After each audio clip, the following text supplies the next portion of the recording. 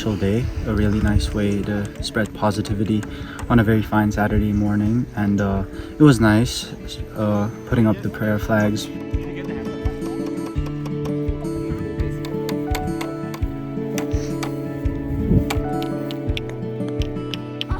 So basically today in the event we got to know about why we're putting up the prayer flags, and also we did some activity as of a message sending to your loved ones or any person who you like to give positive feelings to.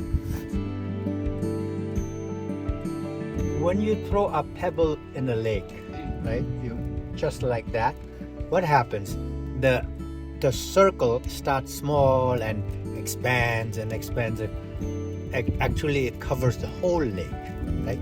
That's the whole idea of doing prayers and prayer flags, is that when we do something positive here, it affects the whole universe, because we are beings that are connected. I'm feeling really tired, but at the same time it's very energizing since it's early in the morning, and it's like the dawn. It really gives you a good physical exercise, and it's pretty energetic. I mean, it's a little challenging because of the rocks present in the soil. Overall, that's the only challenge so far.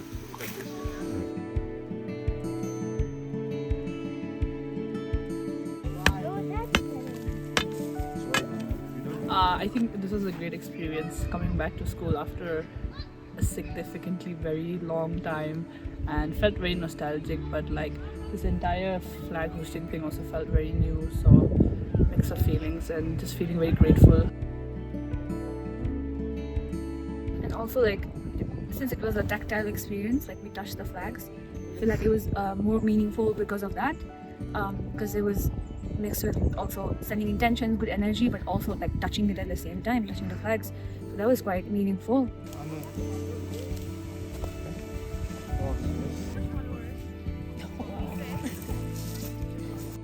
In Taktse, we've always believed that